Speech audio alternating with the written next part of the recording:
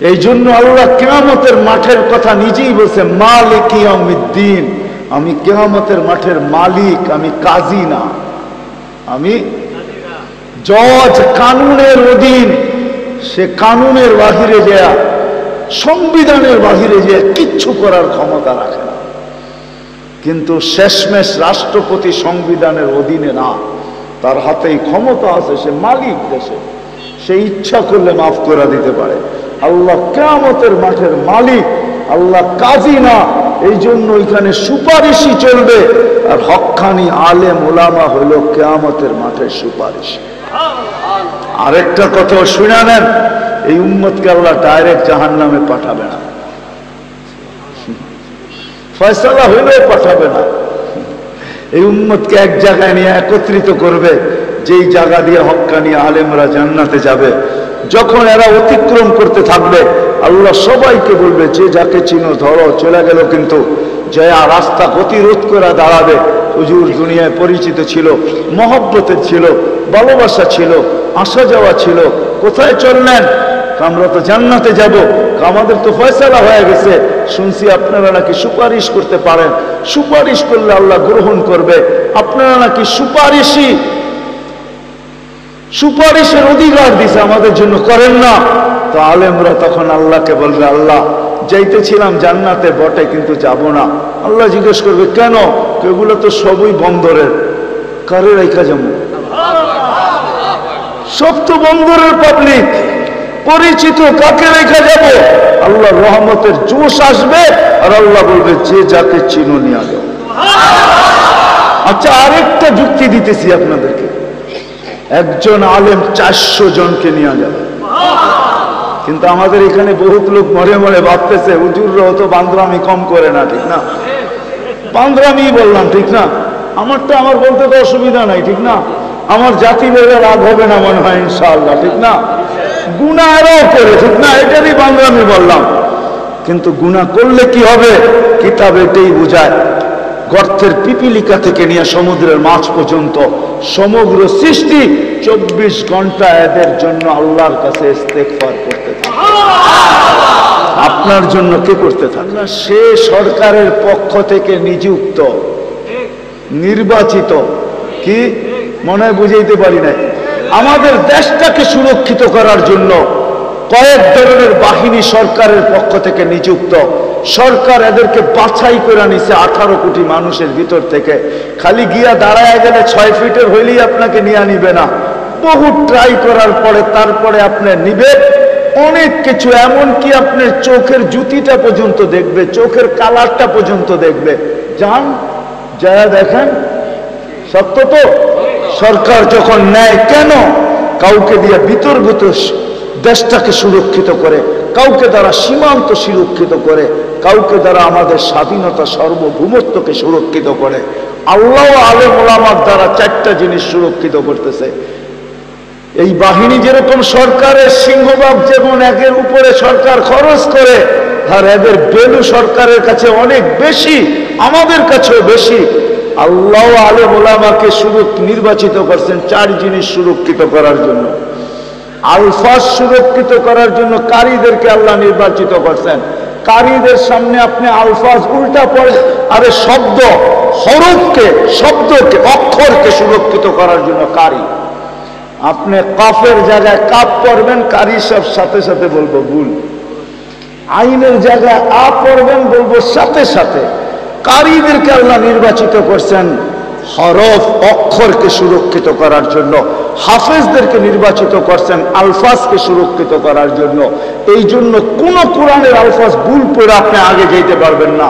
হাফেজ সব জায়গায় আপনাকে থামায় দিবে, আপনি ভুল পড়ছেন। আলেম ওলামাদেরকে নির্বাচিত করছেন কোরআন হাদিসের অর্থকে সুরক্ষিত করার জন্য। আর আল্লাহ ওয়ালাদেরকে নির্বাচিত করছেন কোরআন হাদিসের মর্মকে সুরক্ষিত করার জন্য, যেটাকে মারিফাত বলে। এরা আল্লাহর বাহিনী। এত কথা বলতে হলে এই জন্য যে আমার জাতি, আমি কালকে আজকে সকালে আমি ক্যালকুলেটর দিয়ে গুনতেছিলাম, 18 কোটি মানুষ বাংলাদেশের, যদি বাংলাদেশের হক্কানি আলেম ওলামার সাথে সংযুক্ত হইতো, তাহলে আমাদের প্রত্যেকের বাগে মাত্র 70 জন করে আসতো, 70 জন। আরো 330 জন আমাদেরকে অন্য দেশ থেকে আনতে হতো কোটা পুরা করার জন্য। একজন আলেম 400 জন নেওয়া যাবে, একজন হাফেজ 10 জন নেওয়া যাবে। আমাদের বাংলাদেশের বহুত ফ্যামিলি আছে যার ঘরে বহুত, আর এটাকে কি বলে, মা বাবা ভাই বোন মিলা 10 জন, এটাকে কি বলে, এরকম ফ্যামিলি খুব কমই আছে যেই ফ্যামিলিতে মা বাবা ভাই বোন মিলা 10 জনের বেশি আছে, নাই, খুব কম। আপনার বাড়িতে ছেলে সন্তান কয়জন? আপনার স্ত্রী, আপনি 2 জন, আর সন্তান 5 জন। আপনার বাড়ির ছেলেও যদি একজন হাফেজ হয় তো ওকে আরো 5 জন দাঁড় করে আনতে হবে কোটা পুরানোর জন্য। এরকম কার বাড়িতে এখানে আছে, কার ঘরে আছে যে মা বাবা মিলে আরো 8টা সন্তান? আজকে অত্র এলাকার জমিনের দাম যেরকম 30 বছর আগে এরকম দাম ছিল না, ঠিক না? এখানে বহুত মানুষ আছে যাকে আইসা পিছনে পিছনে ঘুরছে, তুমি নিয়ে নাও না, টাকা আস্তে আস্তে দিও, বাজারে বাজারে দিও। এখন তার দিলে ধাক্কা দেয়, জাগার পাশ দিয়া যখন যায় তখন দিলটা ধাক্কা দেয়, হয় আমারে কত সাধলো লইলাম না, ঠিক না? জীবনে এরকম আছে কাহিনী না নাই? হ্যাঁ, আমরা যদি আজকে 2 মিনিটও ভাবতে পারি তাহলে হতে পারে আমাদের দিলে ধাক্কা আসবে। আর এই ধাক্কা আমার দিল পর্যন্ত সীমিত থাকবে না, রব্বে কাবার কসম, আরশ পর্যন্ত পৌঁছবে। হতে পারে এই ধাক্কায় আমার জবান থেকে তওবা বাহির হয়ে যাবে, আর আল্লাহ কবুল করে নিবে, আমার আখিরাত হয়ে যাবে, কমপ্লিট হয়ে যাবে ওই জান্নাত। দুনিয়ার সবচেয়ে ছোট জান্নাতের সবচেয়ে ছোট প্লট এই দুনিয়ার 10 গুণ বড়, 2,40,000 মাইল। এই দুনিয়ার 10 গুণ বড়। আল্লাহ রাসূল চোখে দেখায় সব আছে। ইনশাআল্লাহ আমরা বাঙালিরা এত ছোটটা পাবো না, এটা যে পাবে ওর নাম হাদিসে লেখা আছে, আমরা একটু বড় পাবো ইনশাআল্লাহ। ইনশাআল্লাহ আমরা এর চেয়ে বড় পাবো। হ্যাঁ, আমরা এর চেয়ে বড়টা পাবো, কেননা সবচেয়ে ছোটটা যেটা 10 গুণ বড় এই দুনিয়ার থেকে, ওটা যে পাবে ওর নাম হাদিসে লেখা আছে। ও আরব এক কবিলা জুহাইনা, ওর নামও জুহাইনা, ও পাবে, আমরা এর চেয়ে বড়টা ইনশাআল্লাহ পাবো। কেননা আমি দুনিয়া ঘুরা বলতেছি, বাংলাদেশিরা এর চেয়ে বড়টা পাবে, কেননা এই পরিবেশ আমি দুনিয়ার কোথাও দেখি নাই। এত রাত অবধি, উপরে নাই কোনো সামিয়ানা, নিচে নাই বসার তেমন কোনো ভালো ব্যবস্থা, আল্লাহ আল্লাহ রসুলের এশকে চাতকের মতো তাকায় কথা শুনতেছে, এরকম পরিবেশ আমি 99 দেশ ঘুরেও কোথাও পাই নাই। হ্যাঁ, আর আমার দেশ যদি যোগ করেন তাহলে তো সেঞ্চুরি হয়েই গেছে। 99টা ঘুরে আমি কোথাও পাই না। তাহলে আমি এই কথা সিদ্ধান্ত নিতে পারি যে বাংলাদেশি আল্লাহরা এত ছোটটা পাবে না, এর চেয়ে বড়টা পাবে ইনশাআল্লাহ। উনি কোরআন আমাদেরকে প্রতিদিন দেয়, ইয়া আইয়ুহাল্লাযীনা আমানুত্তাকুল্লাহ ওয়াল তানজুর নাফসুম মা কদ্দামাত লিগাদ। ও উম্মতে মুহাম্মাদি, ও মুসলমান, ও নর নারী পুরুষ যুবক, তুমি কালকের জন্য কতটুকু প্রস্তুতি নিলে? এই ধ্বনি প্রতিদিন কোরআন আমাদের কানে দেয়। কিন্তু যদি প্রশ্ন করেন ওই দিনটা হবে কি হবে না, তো কোরআন আবার ধ্বনি দেয়, যালিকাল ইয়াউমুল হক, ওই দিন সত্য। যালিকাল ইয়াউমুল হক, বাঁচবে কে? যালিকাল ইয়াউমুল হক, ফামান শাআ ইয়াত্তাখিযা ইলা রাব্বিহি মাআবা, যে আল্লাহর আশ্রয়ে আসবে সেই বাঁচবে, সে ছাড়া কেউ বাঁচবে না। বিদায় সত্য এটাই। প্রথমেই আমি বলছি, যদিও আমাদের বিবেক বুদ্ধি আমাদেরকে বসতে দেয় না, বিদ্যা বসতে দেয় না, সমাজ বসতে দেয় না, অবস্থান বসতে দেয় না, কিন্তু আমার বোঝা উচিত কালকে আমার পাশে আমি কাউকে পাবো না, আমি নিরেট একা হয়ে যাব, কাউকে পাবো না, রব্বে কাবার কসম কাউকে পাবো না। এই জন্য এখন যদি ভাবতে পারি তাহলে হয়তো সলিউশন বাহির হয়ে আসবে, সমাধান বাহির হয়ে আসবে। সত্য এটাই, কবরবাসীরা এখানেই আছে, এদের আয়োজনেই আপনাদের আয়োজন, কবরবাসীদের জন্যই আপনাদের আয়োজন, তাও বৎসরে একবার, ঠিক না? হ্যাঁ, বৎসরে একবার, তাও আল্লাহ জাযায়ে খায়ের দে। আপনারা করছেন বৎসরে একবার, দোয়া আমরা অবশ্যই কবরবাসীর জন্য করব, কিন্তু এদের কাছে জিজ্ঞাসা করে দেখেন এরা কত অসহায়। ওয়াজের প্রয়োজন হতো না যদি একজনকে উঠায় এনে এই চেয়ারে বসানো যেত। হায় জাদু যদি জানতাম তাহলে পর্দাটা সরায় দেখায় দিতাম কার অবস্থা কি আছে, কিন্তু আল্লাহ রাখেন নাই। এই জন্য হাতে পায়ে ধরে বুঝাইতে চেষ্টা করতেছি। কি বলেন, চিন্তা করবেন? হ্যাঁ, কে কে করবেন দেখি, আল্লাহ কবুল করুন। এই জন্য আমি আপনাদেরকে ক্ষেত্র দেখাবো, যদি আপনি আসলেই চিন্তা করতে চান যে আমি দুনিয়ার জন্য কতটুকু করলাম, এটা যদি যোগ বিয়োগ করি এটা তো প্রস্ফুটিত, কিন্তু কালকের জন্য কতটুকু করলাম যদি করতেই চাই, যদি আমি এটাতে সম্মতি দেই, তাহলে আমাকে তিনটা জায়গার ভিতরে, তিন জায়গার সাথে আমার যখন সম্পর্ক হবে তখন বোঝা যাবে যে আমি আসলেই ভাবতেছি, আর নাইলে দিন কিন্তু কেটে যাবে। আগেই বলছি, ধরে রাখার কোনো সুযোগ নাই, কোনো মেশিন আসে নাই। আপনি বলবেন লাইফ সাপোর্ট, এটা তো সান্ত্বনার মেশিন মাত্র, কিচ্ছু না।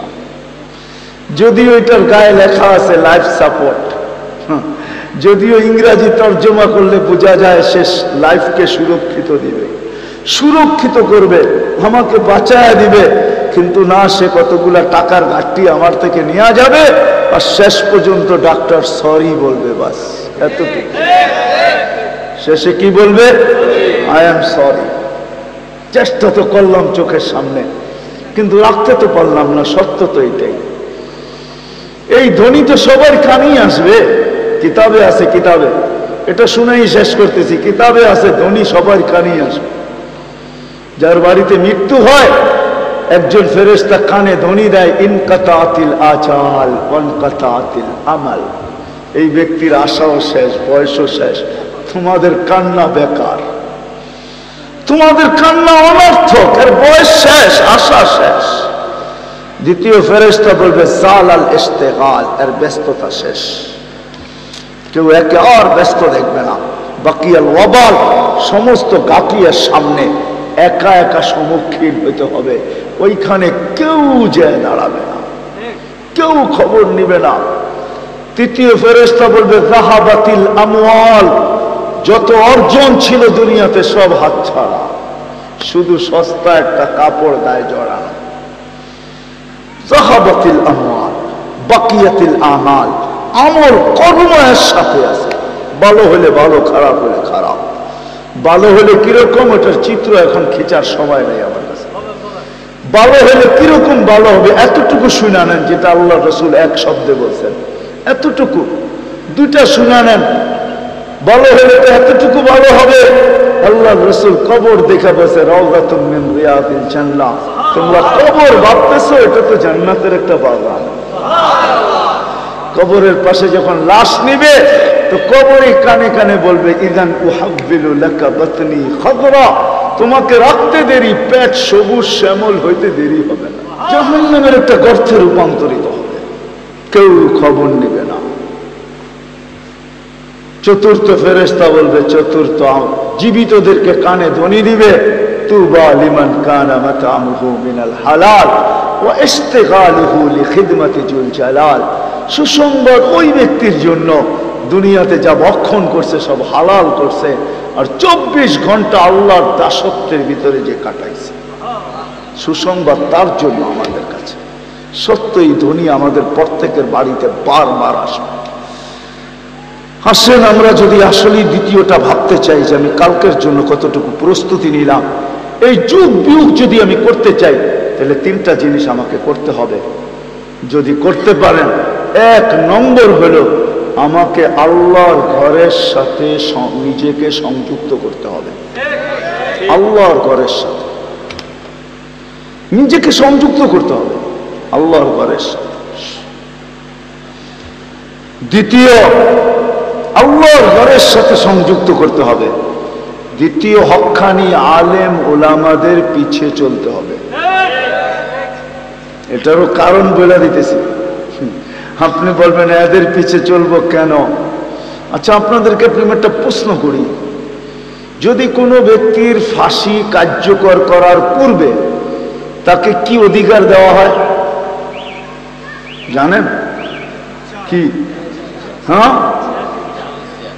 না, তাকে অধিকার দেওয়া হয় তুমি রাষ্ট্রপতির কাছে প্রাণ ভিক্ষা চাইতে পারো। সত্য তো? ঠিক তো? রাষ্ট্রপতির কাছে প্রাণ ভিক্ষা। আচ্ছা বলেন, রাষ্ট্রপতির কাছে কি উকিল চলে? কি চলে? সুপারিশই চলবে। যদি রাষ্ট্রপতির কোনো ঘনিষ্ঠ লোক যায় কানে কানে বলতে পারে লোকটা ভালো ছিল, অধিকার তো আপনার আছে, খোঁচা দিয়া দিলেই তো দিতে পারেন যে ছেড়া দিলাম, মাফ করে দিলাম, ওইখানে সুপারিশই চলে। ঠিক না? মনে হয় বুঝাইতে পারি না। রাষ্ট্রপতিকে যদি কেউ সুপারিশ করলো আর উনি যদি কানে নিয়ে নিল, তো উনি লেখা দিয়া দিবে আমি একে মাফ করে দিলাম। কোর্ট আদালত কারো কিছু বলার নাই, কেননা সর্বশেষ অধিকার রাষ্ট্র তাকে এটা দিছে, বুঝছে না? হ্যাঁ, ওইখানে উকিল চলে না, ওইখানে কি চলে? সুপারিশ চলে। ঠিক কিয়ামতের মাঠে আমাদের সুপারিশই লাগবে, সুপারিশই। প্রত্যেক ব্যক্তির সুপারিশই লাগবে কিয়ামতের মাঠে। আর কিয়ামতের মাঠে সুপারিশই হলো আলেম ওলামা, আম্বিয়া, আলেম ওলামা, তারপরে হলো শুহাদা।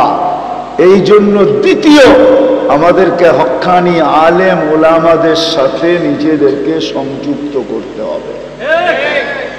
এরা কিয়ামতের মাঠে সুপারিশ করবে, এরা সুপারিশী। এই জন্য দ্বিতীয়, আমরা হক্কানি আলেমদের সাথে সম্পর্ক জড়বো। হ্যাঁ না, সবাই হাত উঠাইতে চায় না। আর তৃতীয়, যেখানেই হক্কানি আলেম ওলামাদের মজলিস হয় ওইখানেই ছুটা যায় একটু সময় কাটাই। হক্কানি আলেম ওলামা আল্লাহওয়ালাদের মজলিস।